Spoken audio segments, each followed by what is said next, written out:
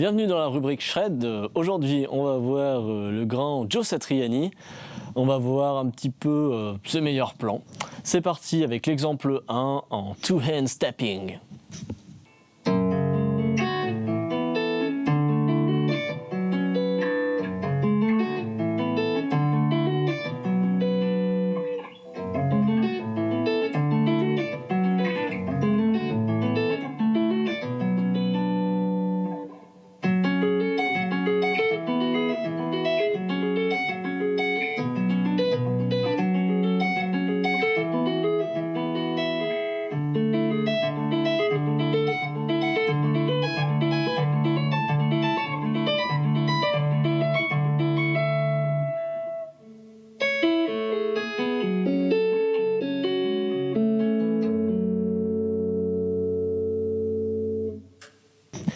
Alors le procédé que j'ai utilisé pour ce premier exemple est en fait basé déjà sur des séries de 5 notes. Donc, par exemple, le premier plan, ça fait en fait un Fa dièse avec une neuvième ou une seconde comme vous voulez. Et après, donc on remet la tierce et on remet l'octave. Alors en fait, tout le long du morceau, chaque fois j'alterne, en tout cas sur la main droite. Sur un coup je commence par la basse et un coup je commence par l'aigu.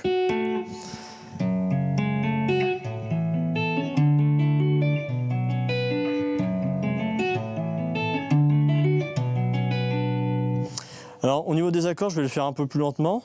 Donc celui-là, vous l'avez déjà vu, hein, je passe au suivant. Donc au suivant, c'est un La. Donc là, les doigts, vous voyez, en fait, il y a le majeur qui remonte, donc on a une position un petit peu sur le côté.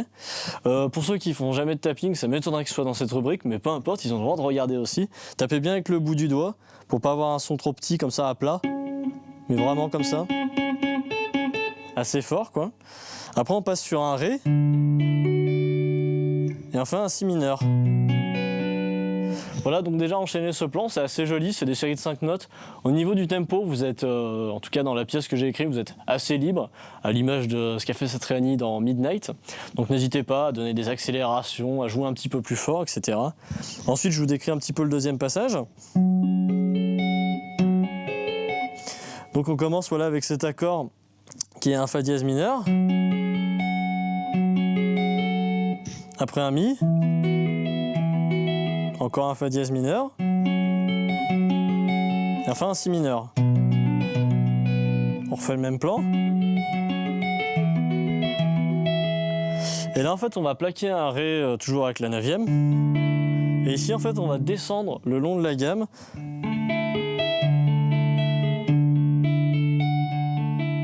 En intervalle de sixte.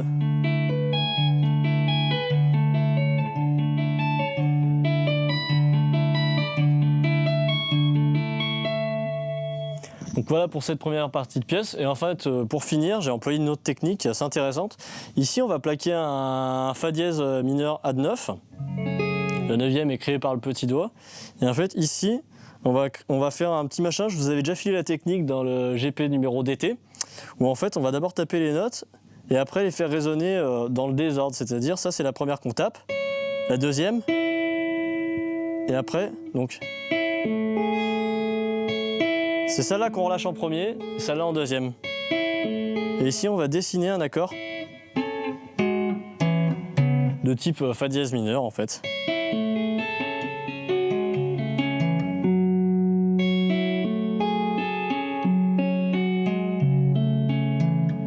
C'est très joli. Et ben voilà, on va passer tout de suite à l'exemple 2 avec encore une technique très satrianienne. Satrianienne, pardon, c'est parti.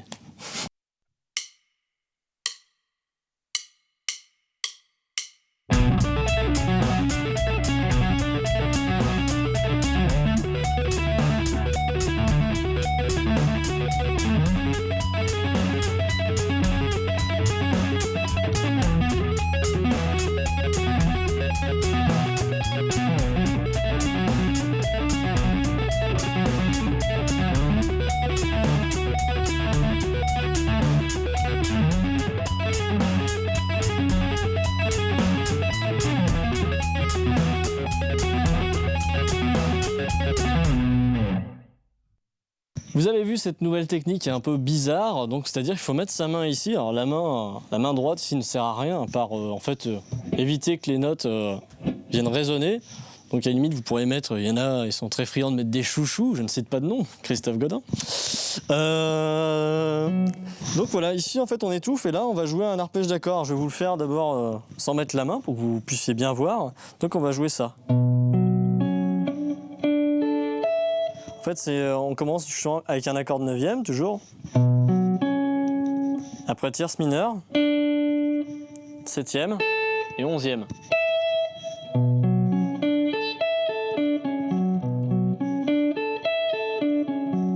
Voilà, je vais vous faire tous les accords.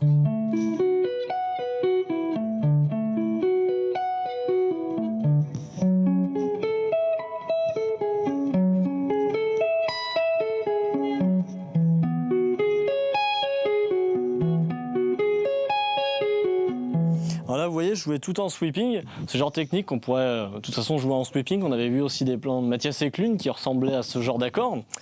Et donc là, ici, en fait, ce qui se passe, c'est qu'en fait, on va tout faire en tape avec la main gauche, c'est-à-dire...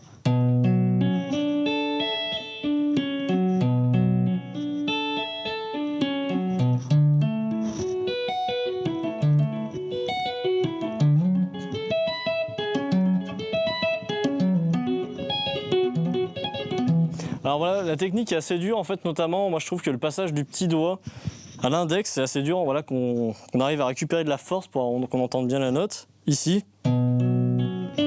ça c'est assez dur en fait.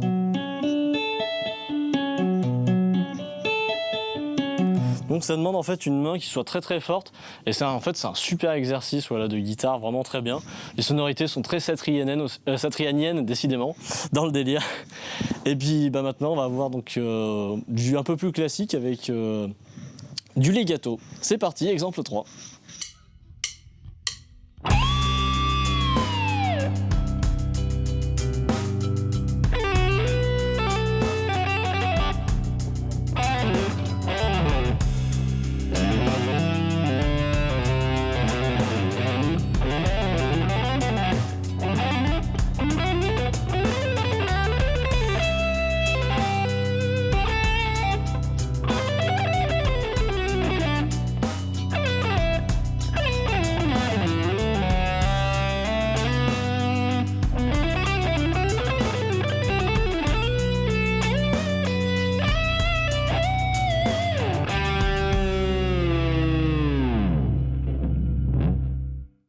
Pour ce dernier plan, alors je vous montre déjà ce qu'a fait la guitare d'accompagnement, c'est assez typique de ce qu'il a pu faire et ce qu'il fait encore en utilisant justement des accords avec des harmoniques naturelles.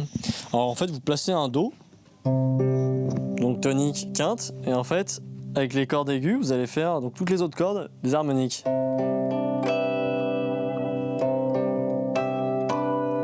Et après pareil pour un Si mineur, où cette fois on retrouve les harmoniques en casse 7.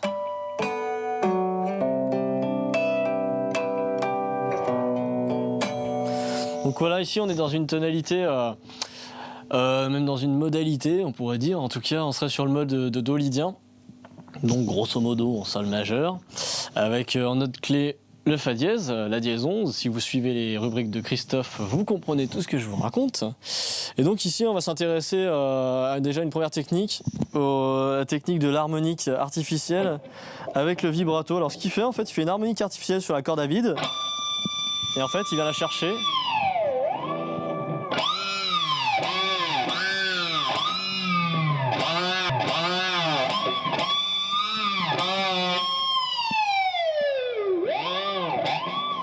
Voilà, vous pouvez vous éclater. C'est pas super simple en fait de déclencher l'harmonique. Là, je me rends compte, j'ai peut-être pas assez de gain, mais avec un peu plus de gain, ça doit sortir un petit peu mieux.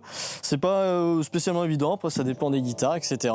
Et puis surtout, voilà, de la triturer en fait avec le vibrato. Ça marche aussi avec des vibratos standards, pardon, mais c'est beaucoup plus dur en tout cas.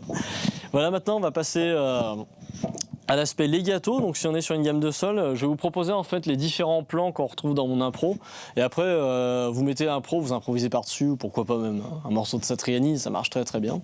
Donc le premier plan, je le trouve assez joli, il fait comme ça, il fait. Je le fais plus lentement.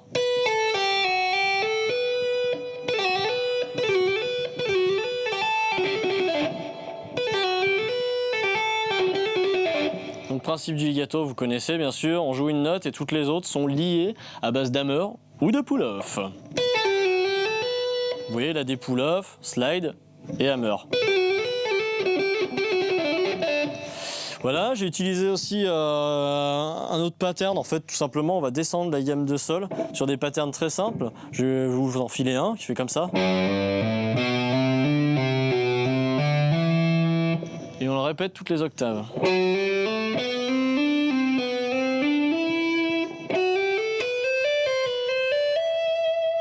Voilà, donc si vous l'enchaînez, ça donne ça.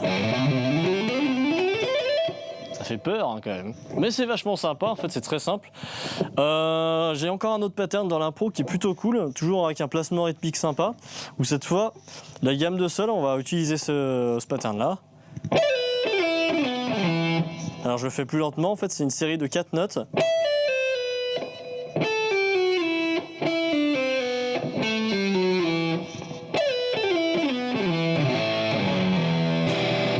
Voilà, pourquoi pas. Avec ça, en fait, vous avez des bonnes bases pour sonner à la manière de Satriani. Alors après, voilà, dans l'impro que j'ai fait, c'était une impro. J'ai mélangé aussi d'autres choses, des choses qui sont plus, comment dire, propres à mon jeu. Mais en tout cas, dans l'ensemble, c'est quand même une bonne base, voilà, pour arriver à faire des bonnes improvisations, de prendre des petits patterns et de les répéter, de les placer rythmiquement. C'est plutôt cool. Essayez d'éviter, ma phrase est très longue, et justement, essayez d'éviter de faire des phrases trop longues. Ça devient un peu pompeux quand c'est en legato et que c'est un peu trop long. Essayez de vous arrêter à des endroits, de façon justement à alléger un petit peu le discours et à amener un peu de surprise rythmique. Voilà, c'est terminé pour le maître Satriani. On se retrouve le mois prochain pour la rubrique Shred, bien sûr. À bientôt.